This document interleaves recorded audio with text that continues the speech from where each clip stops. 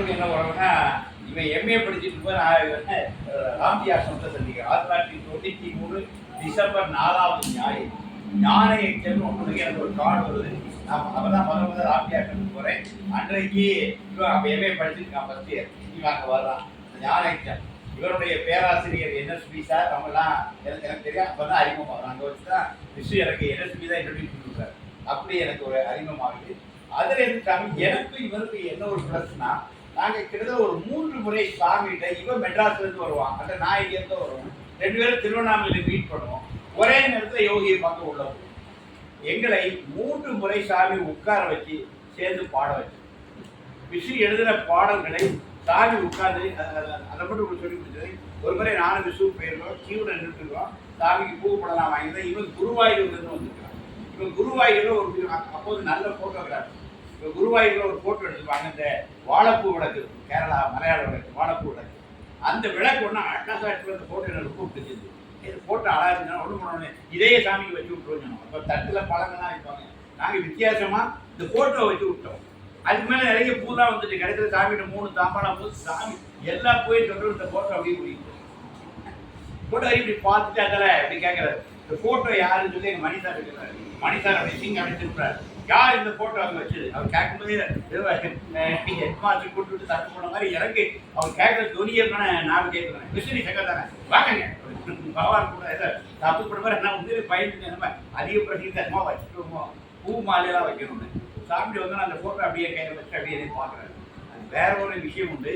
நான் அப்போ எனக்கு திருநெல்வேலியில் வீடு தேடி எனக்கு வந்து கெட்டின வீட்டை வாங்கணுமா, பிளாட் வாங்கி கட்டணுமா, இது ஒரு 6 மாதம் மண்டை போகும். பிளாட்டை போய் பார்த்தா பிளாட் சிலது பிடிக்காம போகும், கெட்டின வீட்டை பார்த்தா சிலது பிடிக்காம போகும். நாங்கள் 2 ஒரு 6 மாதமா ஒரு வீடு வாங்கணும்னு இது பண்ணிட்டு இருக்கோம். இந்த பேக்ரவுண்ட்னா சாமி ஒரே கலர் 2 3 தாங்க அடிக்கிறாரு. ஒன்று என்ன, எனக்கு வீட்டை விளக்கேற்றி வைக்கிறார். அந்த படத்தில் இருந்தால் விளக்குகளாக இருக்குது. அந்த படத்தை அப்படியே கையில் வச்சுட்டு அப்படியே கேட்குறாரு. Right, have you present this photo to பகார் அப்படின்னு சொன்னார். Yes Swamiji, this is a photo taken by one of my friend and whether he has come and yes நான் கால் ஹிம் பண்ணுங்க. இவங்க உட்கார்ந்துட்டு இருக்கிறான். இந்த ஃபோட்டோவை வச்சு என்னைய கூப்பிட்டு இந்த ஃபோட்டோவை எடுத்து என்னுடைய ஃப்ரெண்டுன்னு சொல்கிறேன். அந்த ஃப்ரெண்டுங்க வந்திருக்காங்கன்னு கேட்குறாரு. வந்திருக்கேன்னு சொன்னேன். அவரை கூப்பிடுங்கன்னு சொல்கிறாங்க. அப்புறம் விசுவ கூட விசுவார். What is your name?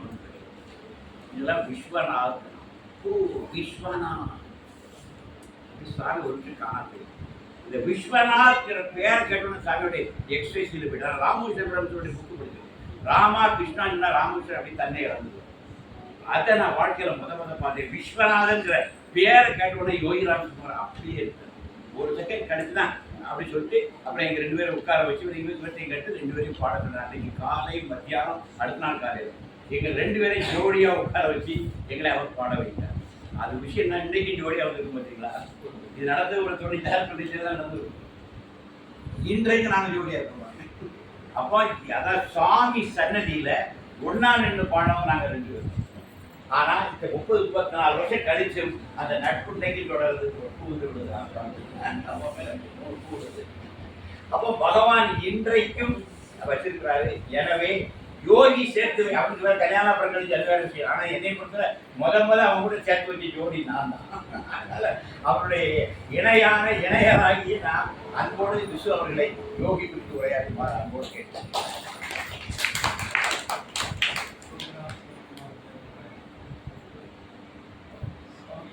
நேரில் பார்க்கறதுக்கு முன்னாடி 1983 84 நான் டியூஷன் இங்கிலீஷ் டியூஷனுக்கு இந்த ஊரில் ஒரு பெருமாள் விளையாண்டு ஒரு வித்தியாசமான ஒரு மனிதர்.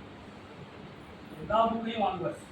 புத்தக கிடைப்புல எந்த நாகர்கோயிலான சரி மதுரை நான் ஒரு புத்தகம் வாங்குறதுக்கு நாகர்கோயிலிருந்து கொஞ்சம் ஒரு நாகர்கோயிலிருந்து ஒரு 10 கிலோமீட்டர் தாண்டி ஒரு கிராமம் திருவள்ளூர் ஆளூர் மீராணின்னு ஒரு கிராமம். இங்கேருந்து ஒரு புக்கு வாங்கணும்னு நினச்சா உடனே புத்தகம் வாங்க போயிடுவார். போய் நாகர்கோயில் அந்த புக்கு கிடைக்காட்டா உடனே பஸ் ஏற்றுலாம் இங்கே வந்துடுவார்.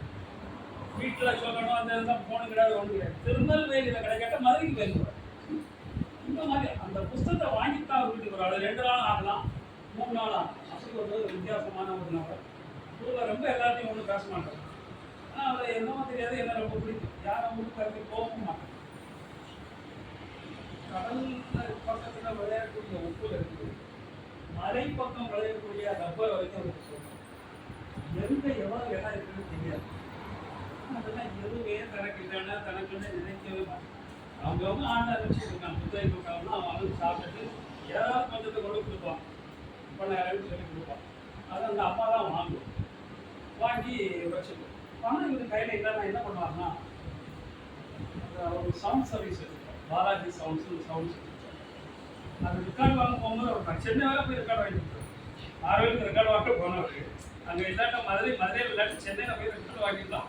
3 நாள் எழுதி வச்சு அந்த மணிமணின்னு ஒருத்தர் அவர் தான் அந்த சவுண்ட் சர்வீஸ் எல்லாம் பார்த்துட்டு எடுத்து வேலை செய்து கொடுத்தாரு.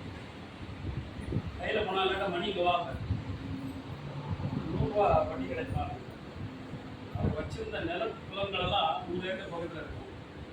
அதை நாற்பது காலையே பண்ணணும். ₹100 கொடுத்தோம். ₹100 கொடுத்து ரெக்கார்டு வாங்க. ₹100 80 கொஞ்சம் பெரிய அமௌண்ட் தான், 1000 மாதிரி வாங்கிட்டு வருவார். போகிற வழியில் ஒரு கடையில் சப்பாத்தி நல்லா இருக்கு, தோசை நல்லா இருக்குன்னு அப்பாட்டு வாங்கி சாப்பிட்டுட்டே இருக்கும். பஸ் போனாலும் பரவாயில்ல, தாராளமாக சாப்பிட்டுட்டு அப்புறம் அடுத்த பஸ்ஸில் ஏறி அந்த போகிற இடத்துக்கு போகிறேன். நம்ம என்னென்ன சாப்பிட்டு இருக்கோம், பஸ் போயிட்டு அதெல்லாம் ஒன்று போகிறோம். அப்போது சென்ட் மாஸ்டர்ஸ் சொல்லுவோம், நான் கொஞ்சம் கதையை விட்டு போயிடலாம். நீ எதை அப்போ அந்த சென்ட் மாஸ்டர்ஸை பார்த்து ஜப்பானில் வந்து மற்றவங்களாம் சாதாரண மனுஷங்களாம் கேட்பாங்க, உங்களை எல்லாரும் கொண்டாடுறாங்க, இதுக்கு சாதாரணமாக தானே போயிட்டு இருக்கீங்கன்னு சொல்லும்போது அந்த சென்ட் மாஸ்டர்ஸ் சொல்லுவாங்க, நான் சாப்பிடும்போது சாப்பிடுகிறேன், படிக்கும்போது படிக்கிறேன், எழுதும்போது எழுதுகிறேன், நடக்கும்போது நடக்கிறேன், தூங்கும்போது தூங்குகிறேன். அவர் சொன்ன சென்ட் மாஸ்டர், நாம் எதை எந்த நேரத்தில் செய்கிறோமோ அதை மட்டும் செய்தாலே நாம் மகாநாயகலாம் நம்ம சென்ட் மாஸ்டர். அதே மாதிரி அது பிறகு நம்ம அந்த கதைகளை படிக்கும்போது அந்த பஸ் நித்யா வச்சு சாப்பிடணும். அதே தான் சுவாமி சொல்ற ஒரு வார்த்தை, ஃபாதர் எக்ஸிஸ்ட், இருத்தல். நாம் எதில் இருக்கோமோ நம்ம அப்பா மட்டும்தான் இருக்காரு, நிலையா இருக்காரு, எதுவுமே நிலை கிடையாது அப்படின்னு ஒரு வார்த்தை அப்படின்னு சொல்லுவாங்க. புத்தகங்கள் எல்லாம் எழுதி ஃபாதர் எக்ஸிஸ்ட், அந்த ஆத்மா அப்படின்னு ஒருத்தர் சொல்றாங்க, அவங்க கடவுள்னு சொல்லிக்கலாம், என்ன வேணாலும் எடுத்துக்கலாம். அந்த நிலையானது எது அப்படின்னு திருப்பி நம்ம தோண்டும் போது நம்ம எந்த செயலை செய்துகிட்டே இருக்கணுமோ அதில் நாம் நிலையாக முதல்ல ஆரம்பத்தில் தான் யூகேஜிப்பாங்க. அப்போ வந்து அந்த எக்ஸிஸ்ட் நிலையானது எதுவோ அதை அடைய முடியறது இல்லை, நம்ம கூட இருக்கு, அதை பார்க்கணும், அவ்வளோதான் இருக்கு. இப்படி இந்த பெருமாள் பிள்ளையோட சகவாசம் எனக்கு ஏற்படும் போது கரண்ட் தேவை. வழக்கமாக கரண்ட் போயினா டியூஷனில் குழந்தை எடுத்து சரி போயிட்டு நாளைக்கு வாங்க அப்படின்னு சொல்லிடுவாங்க. நம்மளும் ஓடி கொடுக்க மாட்டேன், ஓட மாட்டார். ஒரு அறிக்கை லைட் எடுத்து வருவார், அவரே பொறுத்தி 2 அறிக்கை லைட்டாக 2 பக்கம் மட்டும் வைப்பார். மாட்டு வண்டியெல்லாம் தூங்கி நம்ம சொல்ல மாட்டேங்கிறார். அப்பா அந்த வயசுல நமக்கு சின்ன வயசுல 10 வயசு 11 வயசுல இருந்தாங்க, கரண்ட் போனால் அப்போ மெனசை விட மாட்டேங்கிறாங்க அப்படின்னு சொல்லிவிட்டு சரி படிப்போம், கொஞ்சம் தலையில் யாரும் கொஞ்சம் தலையில் யாராவது வீட்டில் அப்படி இருக்கும் சொல்லி கொடுக்கணும்னு நினைச்சா சொல்லி சப்ஜெக்ட் தான் நாம கேட்குறோமோ கேட்கலையோ அவர் வாட்டை அந்த அடிக்கல் வச்சு சொல்லியிருக்காரு.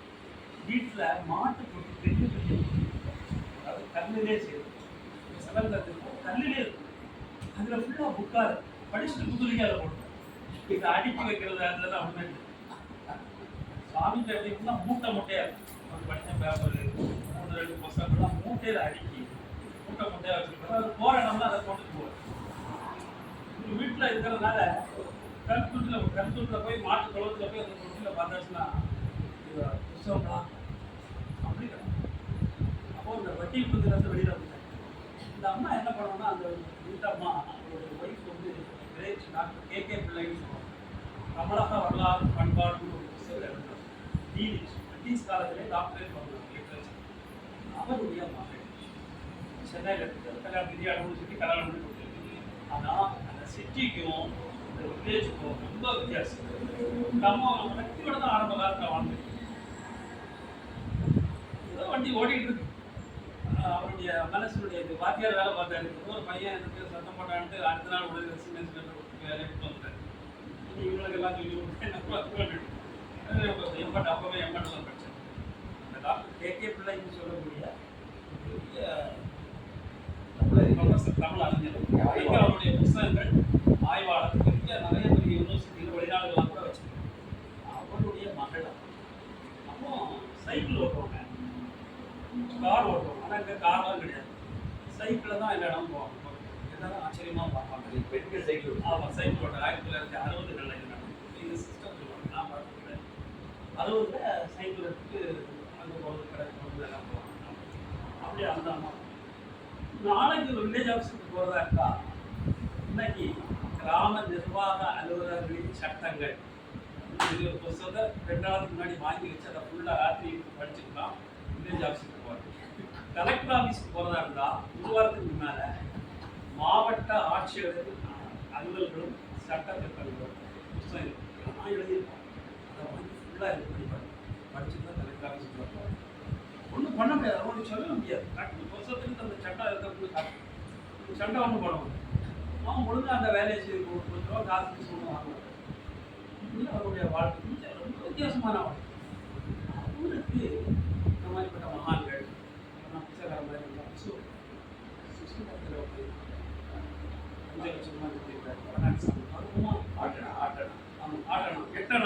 சுசீந்திரம்னு ஒரு ஊருக்கு சங்கீதத்தில் கடைசி வீட்டில் வராண்டால அப்படி காலுக்கு மேலே கால் போட்டு தோரணை ராஜா இருந்த மாதிரி இருக்கும். வேட்டியெல்லாம் பார்த்தா நம்ம சாமி மாதிரி அதுக்கு அதாக இருக்கும். ஒரு தலைப்பாக கட்டியிருப்பாரு. எல்லாத்தையும் வேகமான திருப்பூர் விஷயம் அவருக்கு என்ன கூப்பிட்டுருவார். ஆட்டனா பாரு, எட்டனா எட்டனா தான் ஒரு டீ. அப்போ எட்டனா 50 காசு ஆட்டனா. இப்போ வடநாட்டு சாமி அப்படியெல்லாம் வந்து ஒரு மாதிரி எந்த ஸ்மெல்லும் சட்டையெல்லாம் பார்த்தா அழுக்காக இருக்கும். பாலத்தில் அங்கேயும் இங்கேயும் நடப்பாங்க. பாலத்தில் கன்னியாகுமரி போகிறோம். இந்த பக்கத்தில் இருந்து பார்த்தா ஒரு சாமி நடந்த மாதிரி ரொம்ப வருஷத்துக்கு போல நம்ம சாமியை பார்த்தோம். அவங்க பாலத்தில் அங்கேருந்து இங்கே இங்கிருந்து அங்கேருந்து இங்கே நடந்துகிட்டே இருக்கும். இந்த பிரகாரம் என்ன ஒரு வருஷம் இப்போ காலம் வாங்கி கொடுப்பாரு. ரூபாய் என்ன கொடுப்பாரு, ஸ்வீட்டு தான் வாங்கி போய் கொடுப்பாரு, உட்காந்து கொடுப்பாரு. இப்படி பார்த்து முடிச்சுருக்காரு. அங்கே சரி வந்து அவ்வளோதான். அந்த லட்சுமி மருத்துவ சாமி இதே மாதிரி அவதூறாக சாமியை மாதிரி அவரை பார்த்து கொடுத்து போவார். நாம் போயிட்டு ஒவ்வொரு அவர் நேரம் பார்க்க முடியாது. இவர் போய் அடிக்கடி போய் பார்ப்போம். மௌனசாமி சாமி போட்டி ஓடணும் சுவாமி. அந்த மகாத்மாக்கள் எப்படி இருக்காங்கிறத வந்து சுவாமியை பார்த்தா நமக்கு தெரியும். நம்ம மகாத்மா தான் இவரோட என்ன இருக்கிறது அதுதான் சாமி நாம நமக்கு சொல்லித்தர. ஒவ்வொரு ஆளுக்கு உள்ளே என்ன இருக்குங்கிறது சுவாமியுடைய நாமம் நமக்கு அறிவு. அந்த இந்த ஊர் குளத்துல வந்து காலை வந்து உள்ளே போட்டுவார். கால் ஃபுல்லாக சிறங்கா இருக்கும். அந்த மகான் யார்ட்டையும் பேசலாம். அந்த சிறங்குகள் அந்த தொலியெல்லாம் அந்த மீன் வந்து சாப்பிட்டுட்டே இருக்கும். மீன் சாப்பாடு சாப்பிட்டு போகும். அந்த கொஞ்ச நேரம் ஒரு 2 மணிக்கு இருப்பார். அந்த போய் மலையாடி வாரத்தில் போயிருக்கார். அவங்க இந்த சோதியவன் ஆமாம், இது எல்லாமே சாமியை பார்த்த போனால் இவங்கெல்லாம் சாதாரண ஆட்கள் இல்லை அப்படின்னு ஒரு தோணல் இருக்கு. அத்தனையும் சுவாமியுடைய நாமம் வந்து நமக்கு அவங்கள அந்த மௌன சுவாமிகளுக்குள்ள மகா மௌனம்னு அந்த விசிலையா அவர்களுக்குள்ள ஒரு புத்தகமே பார்க்கணும். மகா மௌனம் இப்படி மகாத்மாக்கள் எப்படிங்கிறத அந்த பெருமாளுடைய மூலம் அறிமுகம். அப்பவே சுவாமி ஒரு கல்கியிலையோ பாரத விடலையோ ஒரு புத்தகத்தில் ஒரு தூண் மாதிரி ஒரு சின்ன செய்தி. சுவாமி அந்த ஒரு சமீபத்தில் வீட்டில் ஒரு கம்பி அடிப்பாச்சுன்னு ஒரு வீடு ஒரு விவகாரம் மாதிரி